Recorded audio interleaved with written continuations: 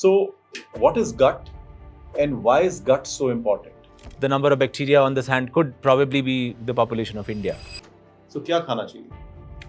So, how does your gut cope with it? How does your bacteria cope with it? Is your and my bacteria same? 99.99% genetically will be same. But everything that is processed is low on fiber. So, my friend Jay, Dr. Jandeep, and I continue our conversations related to health. But I have to warn you that today's conversation, we are going to go deep inside our body. And we will end up talking about some things that some of you might find gross, dirty. We are going to talk about poop. So, if you are not okay with that, you can switch it off right now. But if you are okay with it, and you should be, because it is extremely important, as you will see in this conversation, then stay on. Jay, thank you so much for coming back. Thank you. So let's get started. You've been telling me about, we've gone beyond what we put inside, what to eat, what not to eat. कि एक बार हम अंदर डाल लेते हैं, what really happens to us inside our body. So what is gut and why is gut so important? That's what you've been trying to tell me. So let's start with that. So we've been taught this as science students about how the gastrointestinal system. The short term is the gut. So it starts with the mouth, the esophagus, the stomach. Then there's a small gut and the large gut, and then it's the rectum. So gut generally refers to the small and the large intestine, which is a very long tube-like structure. And in fact, that is the place where we interact with the world.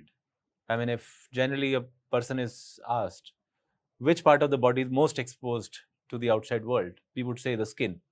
But it's actually not just the skin. Skin is like a barrier.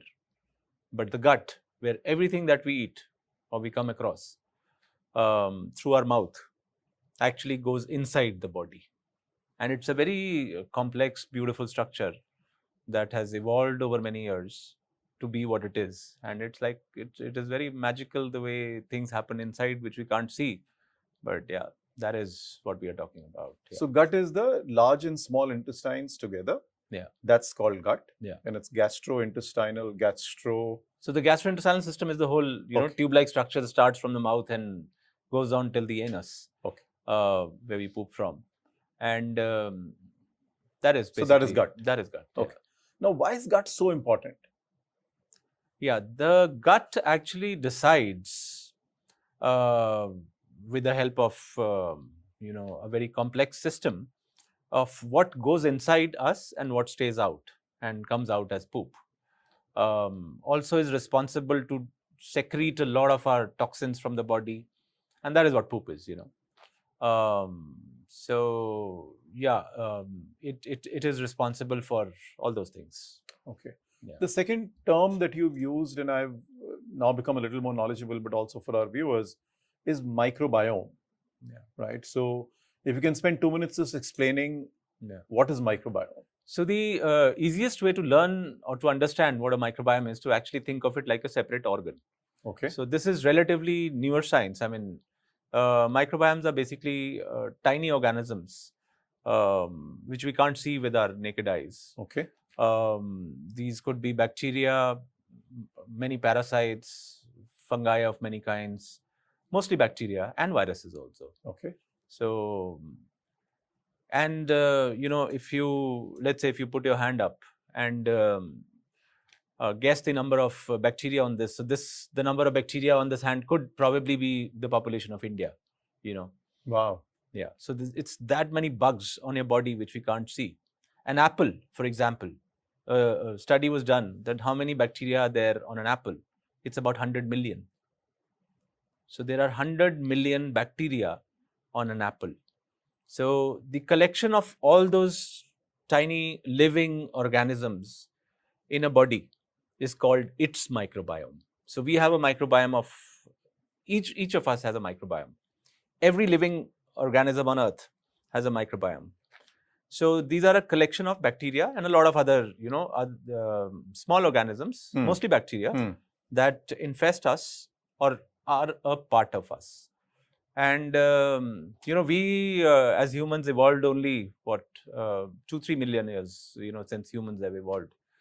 But bacteria have been there for a billion years, more than a billion years. It's since Earth, came into, or the universe came into being.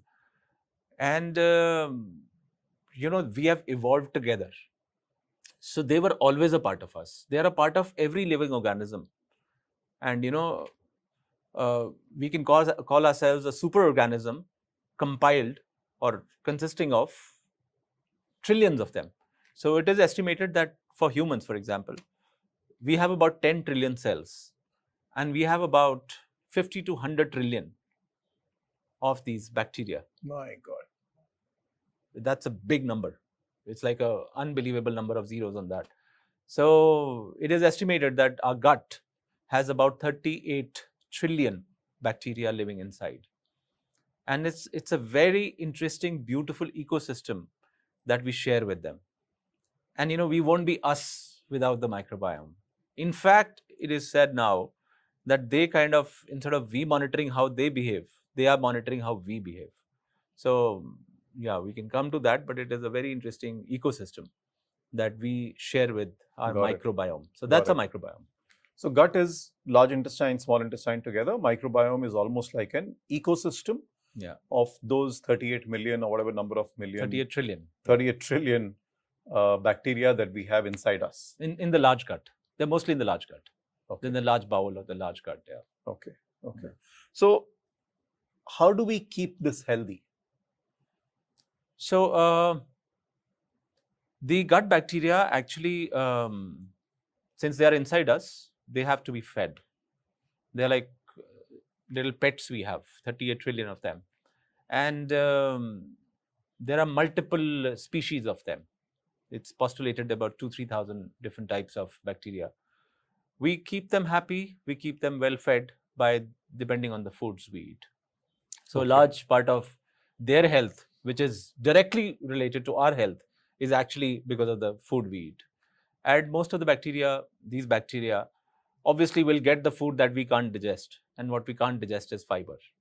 So that is why, we need to, it is frequently said, we all know that, your food should be fiber rich. And the reason why we say it is fiber rich is because, of, not for us, it is for the bacteria. For example, mother's milk is choco-block filled with oligosaccharides, so which we can't digest. But nature has made it in such a way so that when a child is born, the child is totally sterile, almost sterile. Sure. So while the delivery is happening, so through the mother's vaginal canal, when the child is coming out, it's gathering the bacteria. It's like the world's way of saying welcome to the world. And those millions and billions of bacteria are now infesting they got a new, it's like an island coming out of the sea. And suddenly it needs to be like a forest there. So these bacteria now know that there's new territory, and they go and are going into the newborn. So basically it's infesting the child. And the way evolution works, the perfection of nature again, is mother's milk already has, 30% of it is oligosaccharides almost. And that is food for the bacteria. Now, a newborn can't eat, fiber. So the mother's milk has content so that, those bacteria are fed very nicely. As adults, with bad foods that we are eating now, our bacterial diversity is not happening as much as it should have happened, or, so we are losing out on the quality of our microbiome. But yeah, that's how we keep them happy. Phenomenal. Yeah. Phenomenal are the ways of nature. So again, to go back to that, you're saying when the baby is coming out in a normal delivery, I'm assuming, so C-section must be different. C-section is slightly different, yeah. But in the normal delivery, when the baby comes out, the baby is gathering the bacteria that the baby needs. Yeah. And maybe that's why they say C-section is not so healthy for the baby. Absolutely. Normal delivery is better for the baby. Absolutely. So when the C-section happens, then the baby gathers the bacteria from the doctors and the nurses around, and I don't know what happens. But So yes, I mean generally it's a very aseptic environment where C-sections would happen. So obviously a baby born out of the baby will eventually get those bacteria, and Sure. C-section babies can be absolutely normal adults. But it has been found statistically that the C-section babies, there's a higher chance of they being chronically inflamed in life, or suffer from some of the ailments. They have a higher probability of having less immunity than a naturally born child. It is. There are studies on that. amazing Yeah. ways of nature. Because Okay. after a child is born, I mean, the child is interacting with the mother, and if the child is being breastfed, and all those bacteria are still the mother's bacteria going into the child, and a lot of things. Yeah. So back to whatever we are putting inside. So you are saying when we eat food, Mhm. हम जो कुछ भी खा रहे हैं, it is basically to feed the bacteria inside. So part of that food is yes. Okay. So for example, bacteria generally mostly feed on fiber. Okay. So the fiber in a food is what we don't need. So there are two kinds of fibers in most of the foods. So one is soluble fiber and one is insoluble fiber. So soluble fiber is, for example, in onions, garlic, things like those. Then there's the insoluble fiber. So the two kinds of fibers have two major benefits. One is they delay the absorption of food. So that is why, last podcast, we discussed the value of sugars and, why whole foods are better. So they have a higher fiber content, and most of the carbohydrates are not absorbed immediately if they are loaded with fiber. So that forms a protective layer, and the absorption is delayed. So that gives the food more chance to go through the long gut, long and small intestine, and go to then feed the bacteria. The fiber gradually goes there and feeds the bacteria. So yeah. Okay. So when we have food which has more fiber, it is good for the gut. It is good Yes. for that microbiome. Absolutely. Because that's what they want. The bacteria want the fiber. Yeah. And if we eat food which is less fiber or no fiber, Mhm. it becomes they are hungry. Absolutely. The So microbiome like is most still of the hungry. processed foods that we have now, so it doesn't have any fiber in it. So that's my next question. That what is food with more fiber? What is food with less fiber? What is the food that will keep our gut healthier? What is food with which our gut will still go hungry? So क्या खाना चाहिए? So जो भी processed नहीं है, whatever is Okay. not processed. So 99% of the packed food is processed. Okay. But But everything that is processed is low on fiber? yes, everything Really? that is processed. I mean, whole foods will be high on fiber. Anything that you Hmm. try to make tastier by putting in salt, sugar, all the preservatives, everything, you need to take out the non-tasty stuff. So fiber is not, it doesn't have any taste of any kind. It's like when you're trying to take bhindi, for example, and make a sabzi out of it. So you're taking a whole food and trying to process it, even by cooking. Oh. So caramelized everything, cookies, anything at all. I mean, even if you say it's whole wheat and you make a cookie out of it, it's still processed. So it goes low on all wheat, for example, that we eat, the refined flour is processed, already processed. It has been polished, rice is processed. So most of the fiber content of whole grain, vegetables, everything is basically processed that we get in the market. So whole foods are like when you go to a farmer's market and you're buying fruits or anything from there, that is what is whole food. So any kind of processing, whether in a factory or in the kitchen, reduces the fiber content. It is the kind of cooking also, which will have a huge impact. For example, anything that is like a soup, for example, would still be considered as a whole food, because if it's done in around water, and because the boiling point of water is still 100 degrees, but dry heat can be super high. So it's how much processing we are doing, that is important, of course. But yeah. So if we take, I want to take some examples, if that's okay. So let's take some vegetables, right? So we've got, let's say, carrots, gajar, mooli, matar, whatever, aloo, some broccoli, cauliflower. So in cheezon ko leke, if I boil them and I make a light soup, Yeah. that is good fiber. That is a lot of fiber. Absolutely. I put the same things in a sabzi and cook it for an hour and grill it and tadka and whatever. Or I put it in rice and make a pulao out of it, a biryani out of it, and cook it for a long time. So the soup has more fiber. These cooked dishes have less fiber because I cooked it for a longer time. Is that what you're saying? It's not just the fiber, the cooking, the deleterious effects actually. Besides the fiber, I would like to mention that there is something called, you must have heard of HP1AC. So it's advanced glycation end products. So that's another reason why that's a kind of again,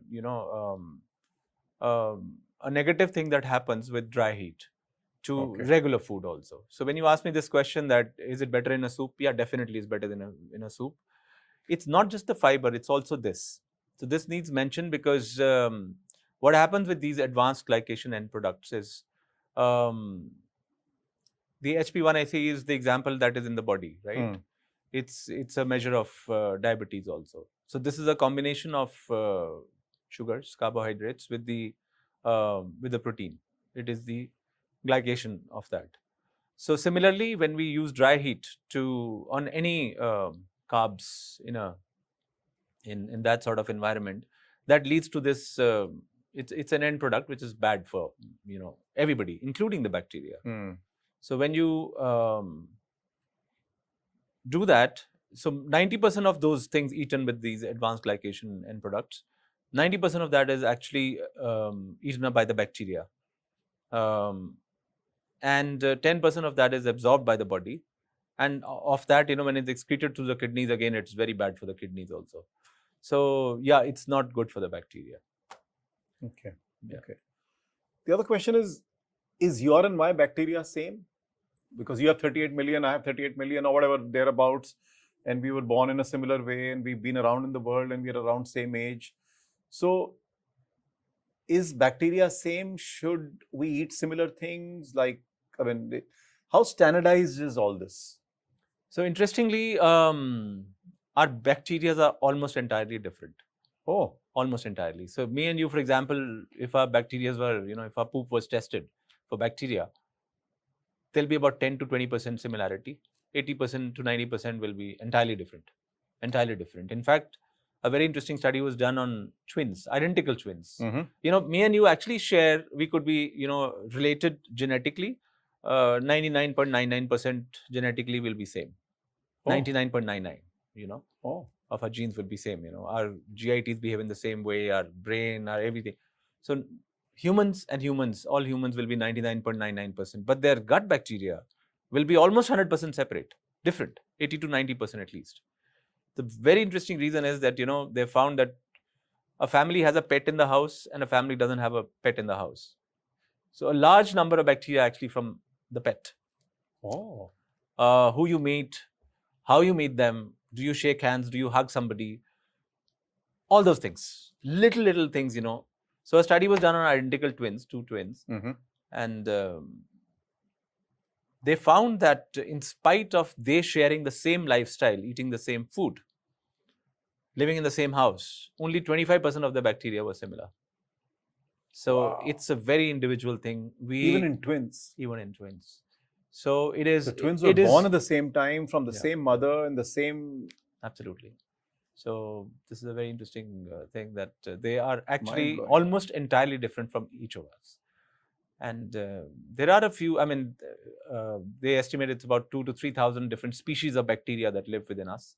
And they are, there is no, it's a lot different. Also, very interestingly, let's say you shift from New Delhi to Himachal or from here to the US or anywhere, your gut microbiome will change hugely, dependent on the food you eat, the environment you live in, the people you interact with, because they have an entirely different set of that's another reason why when we change places.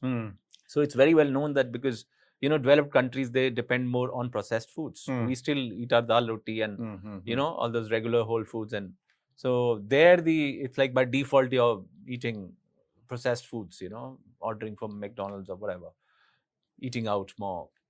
So your gut microbiome is changing while you're traveling. So it is very interesting because they kind of want to evolve or change depending on the food you are eating.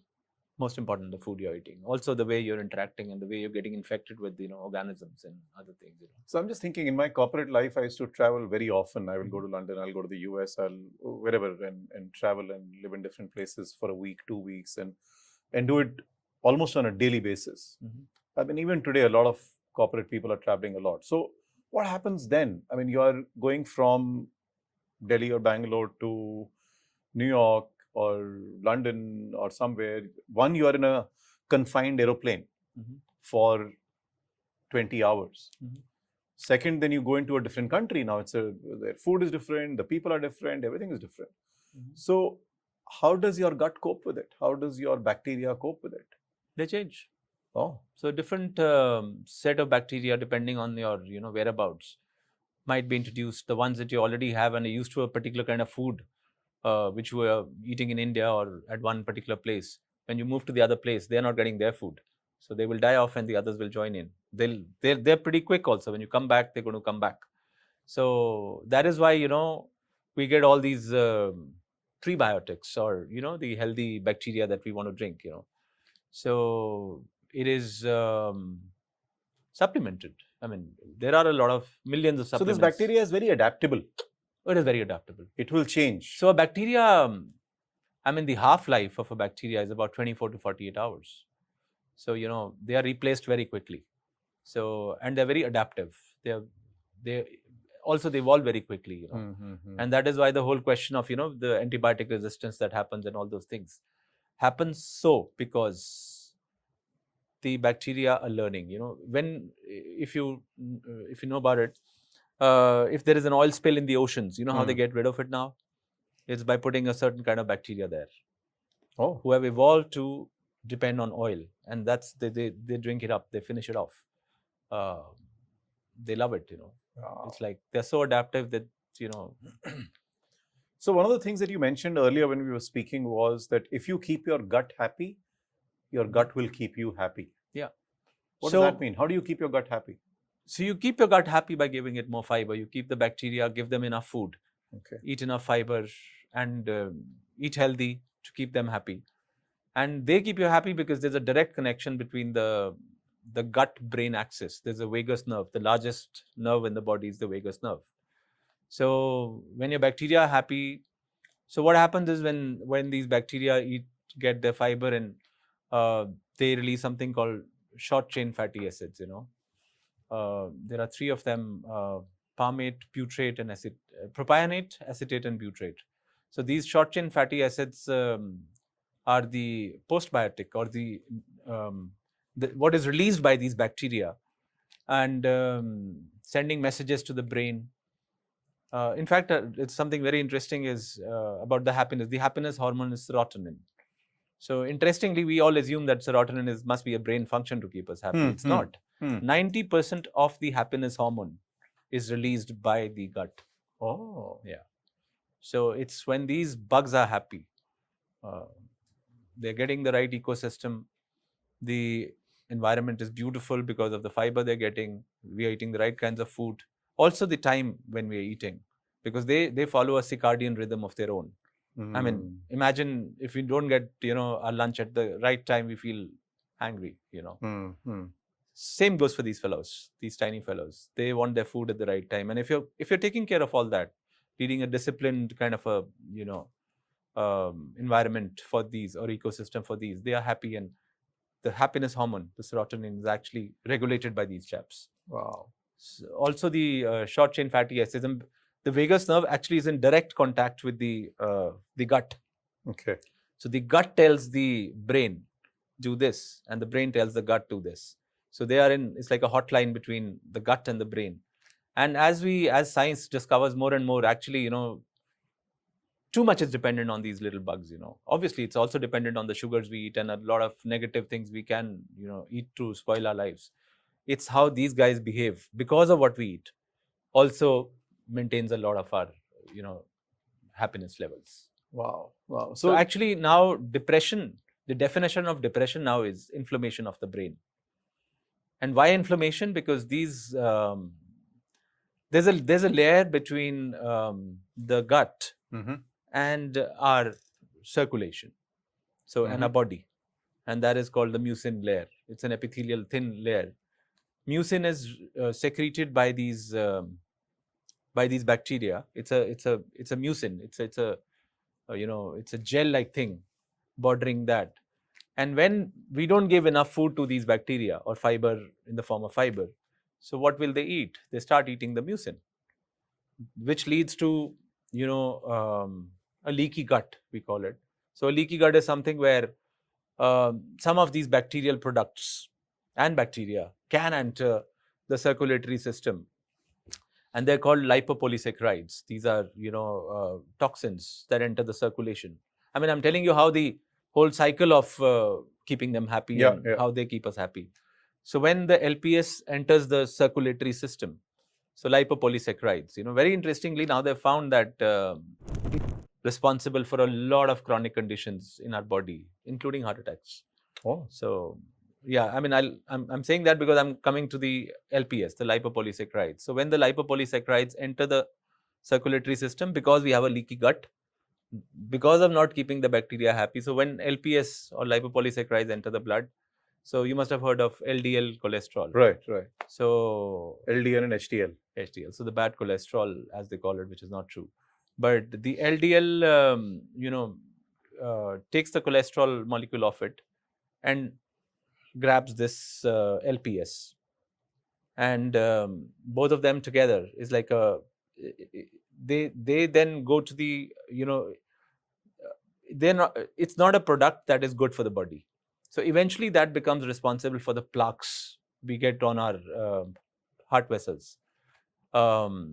They form something called foam cells, because the immunity of the body, the macrophages, of the white blood cells, they kind of engulf this molecule together, and they form foam cells, which are responsible which looks like plaque, which is plaque. Got it. So the earlier days, they used to say eat less cholesterol if you don't want heart attack. I mean, eat less fats, because they found when they used to cut plaques, it is a lot of fat inside it, which is cholesterol. So LDL is the LDL cholesterol. But actually now they've found that it's not actually that is the problem. The problem is the LPS. Oh. That is the toxin it's the endotoxemia that was caused because of the bacteria. It's the covering of the bacteria is LPS. So if you don't keep these bugs happy, they'll eat the mucin, causing inherent a chronic inflammation in the body, which then leads to a lot of other diseases. So what diseases? What can happen? All the chronic inflammatory diseases, rheumatoid arthritis, Crohn's disease, ulcerative colitis, Parkinson's, Alzheimer's, autisms, all those, all the chronic inflammatory diseases, more and more evidence is coming out that actually it's partially a lot of other reasons also, but it's also because of you're not keeping your bugs happy. You're not keeping your microbiome happy. Wow. Yeah. Wow. It's all related. It's one ecosystem, but it's very interesting how, all this is coming about. Right. So when we travel, when I go to London or whatever, sometimes you go and, you end up eating something wrong, and that leads to an upset stomach. Yeah. It happens, does it happen because of your gut bacteria and you're not feeding the right kind of food to it that it is used to? And B, it happens a lot more to the foreigners when they're coming to India. Yeah. The Americans, the British, the Europeans, the whites, when they're coming to India. The Delhi belly happens and they get an upset stomach and lose motions, and it's very common as compared to us going there. Yeah. Right? Because I don't know why, because. But when we go there, we have less issues. When they come here, they have more issues. Pani bhi galat peete hain, to unko kuch ho jata hai. Absolutely. So why is that? It's because of the diversity. It's because of our microbiomes would be much better because we are eating whole foods. Okay. We are keeping a gut back. In fact, something very interesting. So which is like all the scientists who are into this, doing this research, they found that there are African tribes who have lived the way man evolved. The industrial revolution, when it happened, our diets changed entirely. we were entirely dependent on whole foods, and obviously we were eating foods from the jungle. So there are still some tribes who totally are dependent on them in Africa. They found the microbiomes.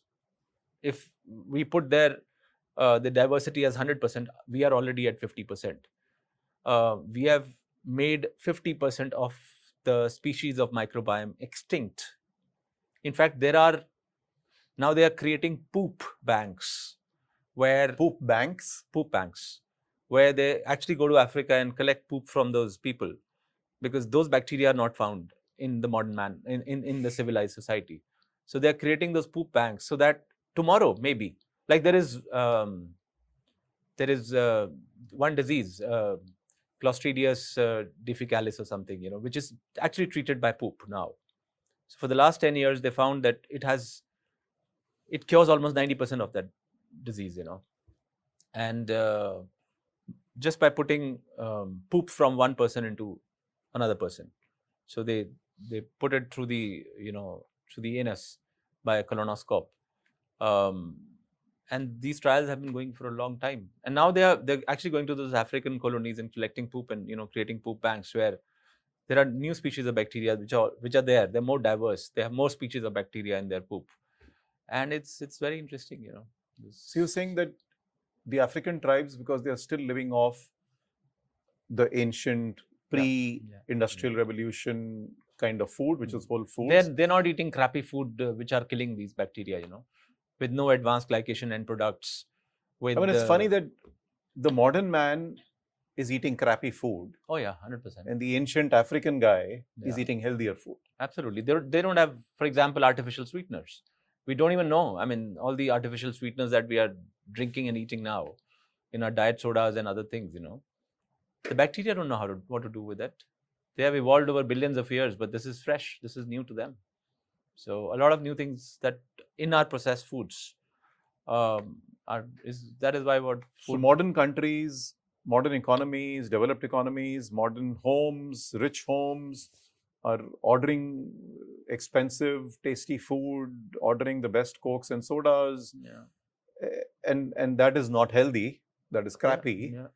Who ancient guy living in the jungle in Africa or wherever, those tribes who are still eating whole foods is much healthier and proven by the gut bacteria. Right? So you're saying in countries like ours or in the US, we have killed 50% of our bacteria. Yes. 50% has gone extinct. We will never get it back. Yeah, it's like we hear of a lot of species going extinct. I mean, it happens every day. There must be lots of species going extinct. It happens in the microbiome too. So they are really living beings who are going extinct. And we are worried so much that the tiger will go extinct. Exactly. Yeah. And we are not worrying that 50% of our microbiome bacteria has gone extinct. Absolutely. And what is the impact of that bacteria going extinct? The fact that we don't have 50% bacteria now.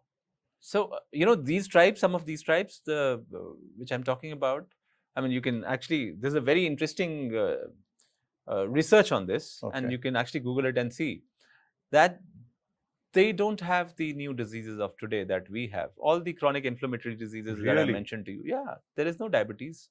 There is no hypertension. They have fantastic longevity. I mean, they might fall off a tree and die. There's a higher probability if you're living in a jungle. Or you might be killed by a wild animal. But all the chronic inflammatory diseases. Look, we are not humans. The typhoid is, nobody dies of, very few people die of typhoid and tuberculosis and, the polios and these are diseases of the infective ones we've taken care of. But the new ones that have come in, there is no hypertension, there is no diabetes, there is no Parkinsonism, and a lot of these kind of rheumatoid arthritis, all those things, in these tribes who live on the diet of the past, mind-blowing, who are eating what our ancestors used to eat. So you're saying because of those 50% bacteria heart attacks, getting extinct, we have gathered all these ailments and diseases and problems. It's also the change in the diet, Sure. It's also the sugars that came in, and so combination of everything. It's very difficult to say what has caused more harm to us. But it's definitely also because of the microbiome. And it's almost as important as the nutrition we are taking. But the microbiome and the extinction of 50% of the bacteria has played a role. Absolutely. In fact, that is the reason now something where, there's a lot of research going on fecal transplants now. So the fecal matter of one person is being transplanted to another. My God. So a healthy individual might have better microbiome. So the best way to put that microbiome into him is actually take his fecal matter and transplant it into the other person. Basically, and it's poop. already being, it's poop, yeah. So You take one person's poop, yeah, put it into some other person. so yeah, I mean, there are capsules now available. They're called crapsules. So yeah, Okay. so you have crapsules now. I mean, So this do is you prevalent. foresee in your This life? This is still in the. Do you foresee in your life having a crapsule? Why not? Yeah. Yeah. You will eat somebody else's poop. It's not. I mean, it's a medicine. So if it's medicine, it's medicine, right? Wow. And it'll have like maybe a micro. So the way it's being done, there are milligram. 2 ways to do it. So earlier days, it was being put in with a colonoscope. So they used to put a tube up your anus and transplant the thing there. But now there is research happening, a lot of research happening on transplanting poop from one person to the other. In fact, a lot of studies done. For example, if you take poop from a obese person, a fat person, and put it into, they've done it on mice, and you just put that poop into that mice, feed 2 mice, the same amount of calories. The one with the microbiome from an obese person gets fat and the other doesn't, even if they're given the equal amount of calories. So our microbiome decides how we digest our food. So it is not just the food we eat, it is how the microbiome decides what our body does and how it digests the food. So that is the power of, how much it matters of having a diverse microbiome or a good microbiome. So it is important, or was important, because up to 50% extinct ho gaya. But there is importance in maintaining all the bacteria in our bodies, in our gut. Yeah. Right. So now people like us have already reached a certain age, and maybe we'll take these capsules and regrow some bacteria. What about kids who are born? Are they also being born with only 50%, because now the mother has only 50% and the father has only 50% of the bacteria? And can we help kids from the beginning to have a better gut? Absolutely. So let's say the first thing we talked about this, that if a child is born vaginally or by a normal delivery or by a cesarean, so that is the first thing. So even if it's born with a cesarean, it eventually will gather all those things. So they did another study on mice where they kept a particular mouse sterile for a year. They did not let any bacteria enter him. So that 1 year was, he didn't have that bacteria. So after that, they let him be like a regular mouse and interact with the environment. Even though it gathered all the microbiome later, the first year when it didn't have the same bacteria as a kid, mice would have got, it did not behave like a normal adult. Which means that if our kids are not taking we have chronically, a lot of kids nowadays are getting diabetes. Yeah. They're getting obese. Yeah.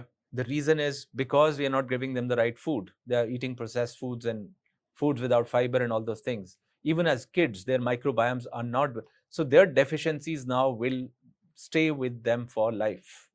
So when this mouse did not get the right microbiome in the first year, it was not a normal mouse later on, even though they let him be. So if you realize later that you need all these things and you need to maintain a microbiome of a particular, diversity, the mistakes of the past will catch on. Come back to haunt you. Yeah. My God. Wow. So it's quite a big deal. Wow. Yeah. Wow. So one is that the kids, as they are born, they're already on low bacteria because the parents ka hi 50% tha. 50%, wo to chalo, all of us are. It's like any species going extinct. The whole planet is suffering because a lot of species have gone extinct. Correct. But jo bhi tha, But then on top of that, we are feeding them all processed food. Yeah, absolutely. So they don't their even have the microbiomes are not happy to develop it further. So that is why they're chronically inflamed. They have leaky guts and are chronically inflamed, getting all the diseases of the adults, of the modern adults now. So that's why early age diabetes, early age. Absolutely. Those are the reasons why. Autism. So the spectrum of autism, all those things. What about mental health issues? Depression, ADHD? Absolutely. There again, that is inflammation of the brain. So a happy gut, a happy brain. It's pretty simple. If we eat shitty food, if you eat a heavy meal, oily, heavy meal, there is a repentance after that. Soon after, you will feel not happy. Then why did I, indulge myself into those chana bhaturas or whatever? Yeah. So that realization is, and there's a reason to it.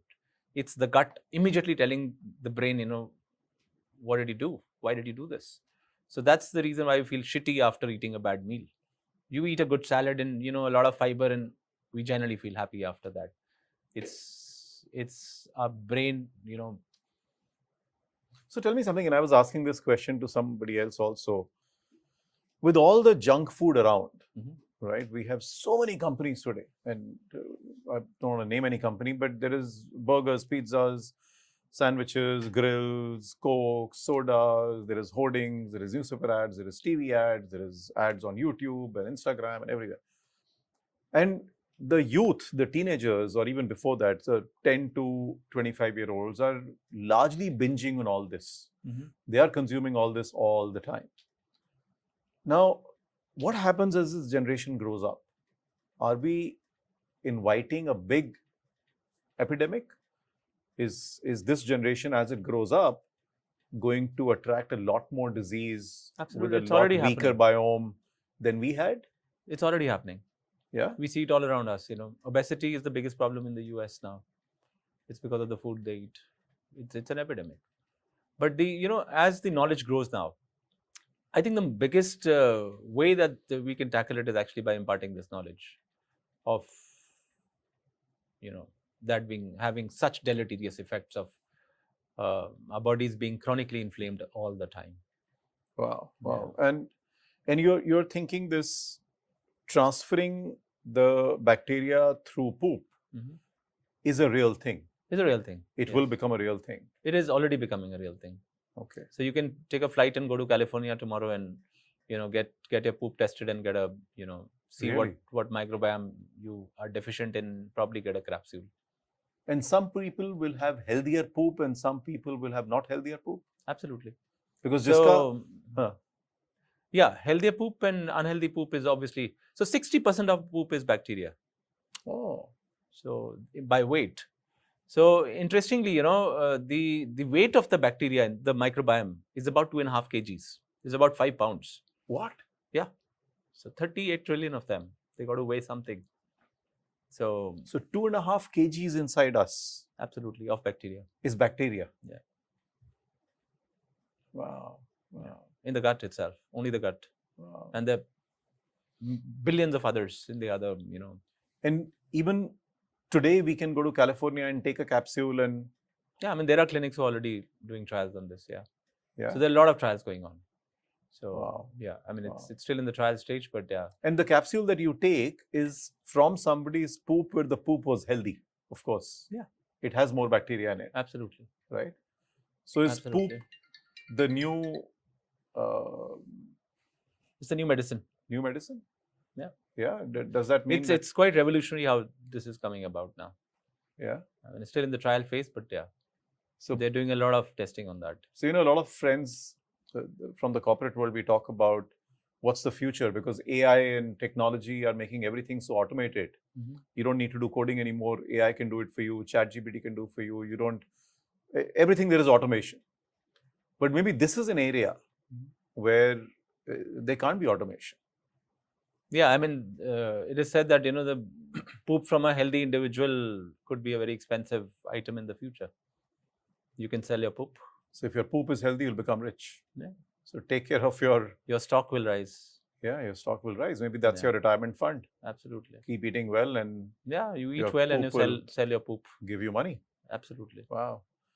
So... Very feasible. It might be true in the future. That's insane. That's amazing. The other thing that comes to my mind is with 38 million... Trillion. Trillion? Trillion. I just can't get that number, but 38 trillion bacteria inside us. What happens to that bacteria when I die someday? That bacteria is living being, right? Bio class mein to mereko ye bataya tha. So jaise the way you, let's say you put an apple on a table, there are 100 million on that one apple. 100 million bacteria on an apple? Yeah. So every living thing will have a microbiome of their own, like I told you. So it's estimated that it's about 100 million on an apple. And eventually, like the way we die an apple when it spoils. So the bacteria are dying with it and going back to the dust, to the soil from where they came. So it's the cycle of life. So when we die, we're not going to die alone. We're going to die with 38 other trillions of us, So we definitely won't die alone. But they go with you. They go with you back to the soil, and that's a beautiful cycle of life again. Wow. Yeah. Wow. So each of us, so the 6-7 billion people on this planet, each of those, so we are not just 6-7 billion. We are 6-7 billion times 30 to 40 trillion. And every other animal on planet Earth. The fish, the bugs, the flies, the mosquitoes. They all have a microbiome. They have their own microbiomes. Wow. Like on a blueberry, it'll be a few million also. So everything at all. It's just like a part of us. In some ways, it feels good that when I die, I'll take 38 trillion with me. Yeah, absolutely. So they just die. When you die, they also die. They would recycle themselves with something else. They'll go back into that cycle of, so with soil. I mean, they would go anywhere then. Right. They would find another host. Right. So in a nutshell, the learning from this conversation is that the two very important parts of our body, which we need to take care of, and you've been telling this to me for a long time, is one is the gut, which is the long and the small intestines, and the second is the microbiome, which is an ecosystem of the 38 or whatever number of trillion bacteria inside us.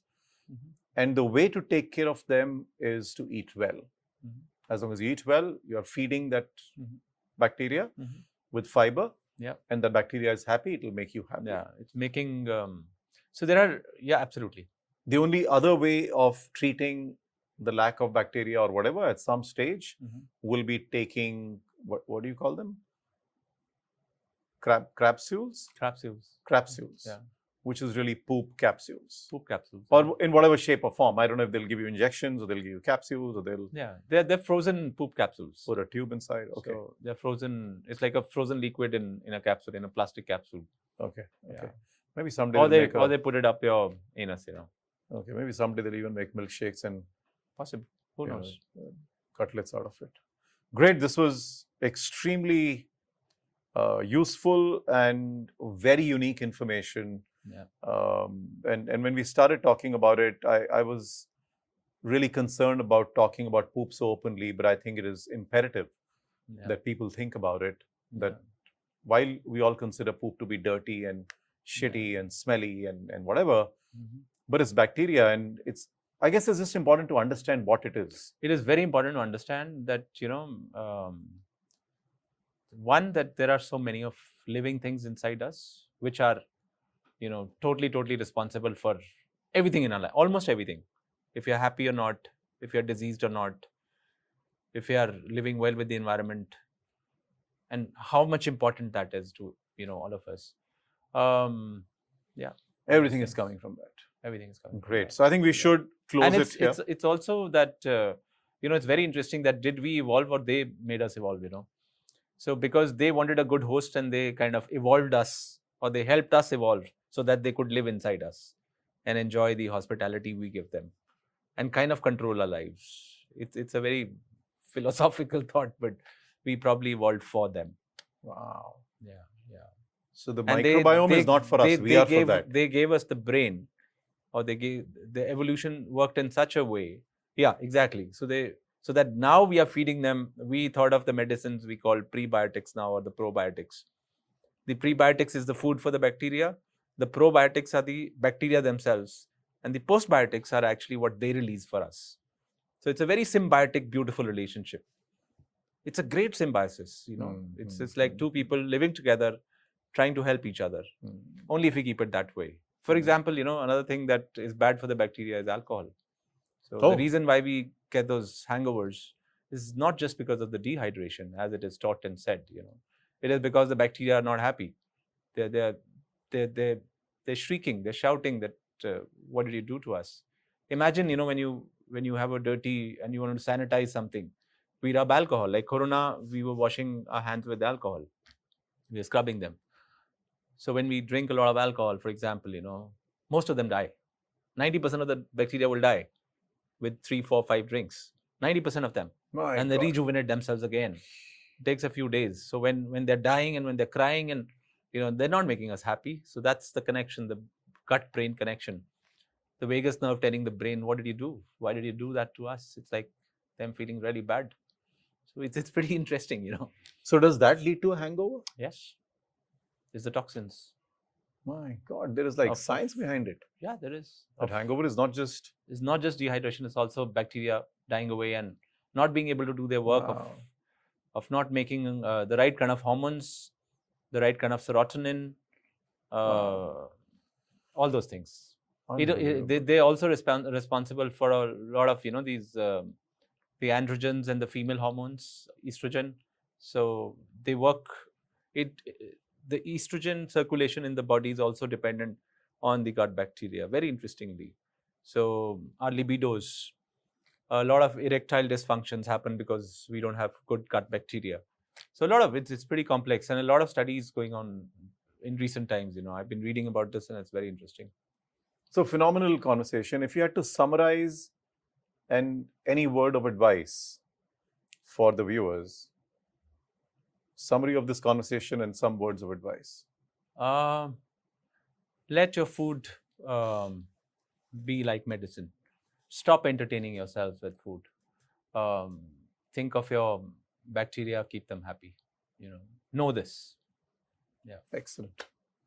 Thank you so much. Thank you. And we shall continue. Sure.